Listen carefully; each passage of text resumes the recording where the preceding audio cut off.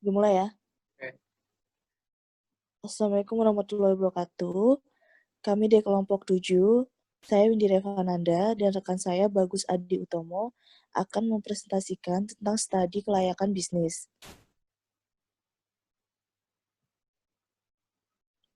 Pengertian studi kelayakan bisnis.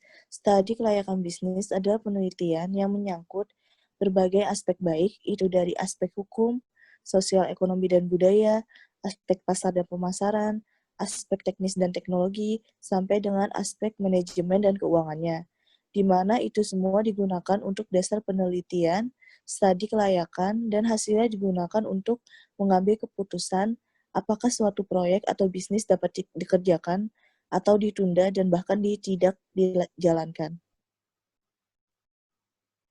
Selanjutnya ada langkah-langkah studi kelayakan bisnis. 1. Penemuan ide. 2. Tahap penelitian. 3. Tahap evaluasi. 4. Tahap pengurutan usulan yang layak. 5. Tahap rencana pelaksanaan. 6. Tahap pelaksanaan. Aspek hukum dalam studi kelayakan bisnis.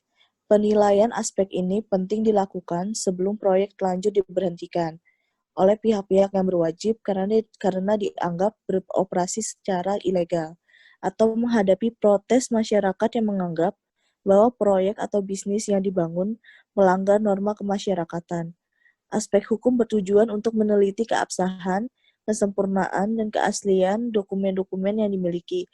Contoh NPWP, surat izin usaha perdagangan, surat izin usaha industri, dan izin usaha farmasi dan rumah sakit dari Departemen Kesehatan. Selanjutnya ada aspek lingkungan industri dalam studi kelayakan bisnis. Secara umum, lingkungan organisasi dapat dikategorikan dalam dua bagian, yaitu 1. Lingkungan eksternal, ada lingkungan umum dan lingkungan industri. 2. Lingkungan internal, sumber daya dan kapabilitas. Selanjutnya ada aspek pasar dan pemasaran dalam studi kelayakan bisnis. Aspek pemasaran, pasar adalah himpunan pembeli nyata dan pembeli potensial atas suatu produk.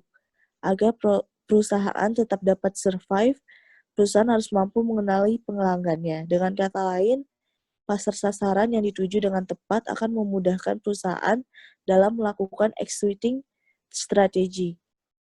2. Ada pemasaran. Pemasaran adalah suatu proses sosial dan manajerial atas nama individu dan kelompok untuk memperoleh apa yang mereka butuhkan dan inginkan dengan cara menciptakan serta mempertukarkan produk dan nilai dengan pihak lain. gue ini ya, pasar dapat dikelompokkan ke dalam 4 golongan, yaitu pasar konsumen adalah sekelompok pembeli yang membeli barang yang dikonsumsikan.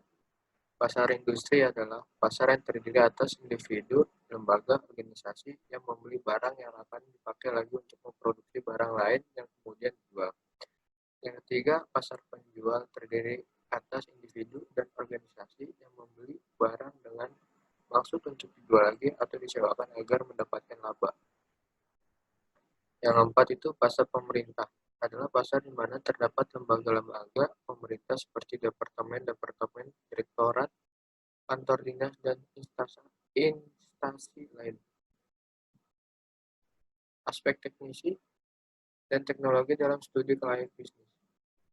Pada dasarnya, peran TI bagi setiap perusahaan bersifat unik dan spesifik. Hal ini disebabkan karena masing-masing perusahaan memiliki strategi yang berbeda satu dengan yang lain. Menurut Yugianto, 2003-18, sistem teknologi informasi memberikan peran utama di dalam organisasi. Yang pertama itu meningkatkan efisien, yang kedua itu meningkatkan efektivitas, yang ketiga itu meningkatkan komunikasi, yang keempat meningkatkan kolaborasi, yang kelima meningkatkan kompetitif. Aspek manajemen dan sumber daya manusia dalam studi kelayakan bisnis. Manajemen merupakan pencapaian sasaran organisasi dengan cara yang efektif dan efisien melalui perencanaan, pengorganisasian, pimpinan, dan pengendalian sumber daya organisasi. Adapun juga fungsi manajemennya, yaitu pertama planning, yang kedua organizing, yang keempat, yang ketiga itu actuating, pengarahan, yang keempat controlling. Aspek keuangan dalam studi kelayak bisnis. Keuangan merupakan salah satu fungsi bisnis yang bertujuan untuk membuat keputusan investasi, pendanaan, dan dividen. Keputusan investasi ditujukan untuk menghasilkan kebijakan yang berhubungan dengan yang pertama itu kebijakan pengalokasian sumber dana secara optimal. Yang ketiga itu kebijakan modal kerja. Yang ketiga itu kebijakan investasi yang berdampak pada strategi perusahaan yang lebih luas. Aspek resiko dalam studi kelayak bisnis. Resiko adalah suatu variasi dari hasil-hasil yang dapat terjadi selama periode tertentu atau probabilitas sesuatu hasil atau outcome yang berbeda dengan yang diharapkan. Resiko dipengaruhi oleh beberapa hal, yakni pertama, keterbatasan dalam hal sumber daya informasi yang tersedia. Yang kedua, kelemahan dalam perencanaan yang tidak komprehensif. Yang ketiga itu keterbatasan pengetahuan dari para pengambil. Sekian dari kelompok kami. Kurang lebihnya mohon maaf. Bila ada yang mau ditanyakan, silakan di kolom komentar.